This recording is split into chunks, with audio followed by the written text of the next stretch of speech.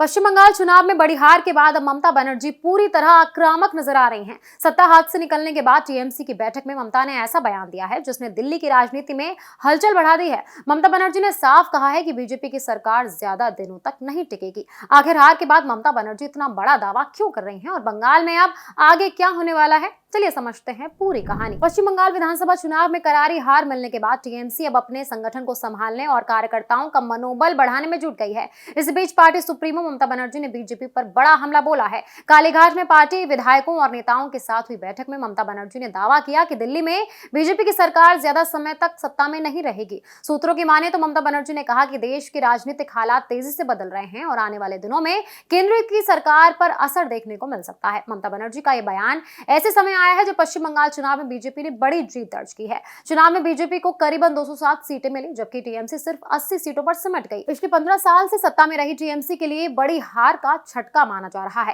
राजनीतिक जानकारों का मानना है कि ममता बनर्जी का यह बयान पार्टी कार्यकर्ताओं का हौसला बढ़ाने की कोशिश भी है। चुनाव हारने के बाद कई इलाकों में टीएमसी कार्यकर्ताओं के बीच निराशा देखी जा रही है। ऐसे में पार्टी नेतृत्व लगातार बैठकों के जरिए संगठन को मजबूत करने में लगा है। बैठक में टीएमसी के राष्ट्रीय महासचिव अभिषेक बनर्जी ने भी बीजेपी पर हमला बोला। उन्होंने कहा कि चाहे कितनी भी कार्रवाई हो जाए, उनकी लड़ाई जारी रहेगी। अभिषेक बनर्जी ने कहा कि नोटिस भेजने या दबाव बनाने से वो पीछे हटने वाले नहीं हैं।